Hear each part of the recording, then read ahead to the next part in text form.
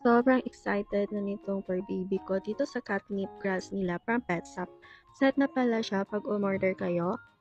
So, kompleto na with tray pot at 5 packs of seeds kaya ready to plant agad. Ako, 1 pack muna ang tinry ko. First na gagawin natin is isok muna natin ang seeds for 8 to 24 hours para mabilis silang tumubo at ma-prepare natin for planting. Pagkatapos mababad, i-drain lang ang tubig, tapos ilagay na natin ang seeds sa tray. Huwag natin kalimutan dapat may water sa ilalim ng pot para laging moist at hindi matutuyo yung seeds. Then just wait for the magic to happen.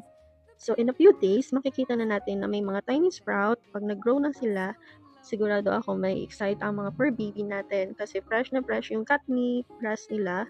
Tapos straight from our home pa. So hanggang dito muna yung video ko. See you in the next update kung gaano na sila kalaki and kung ano reaction ng fur baby ko. Kung gusto nyo rin ng ganitong catnip grass from PetSap, ilalagay ko na lang yung link dyan sa yellow basket.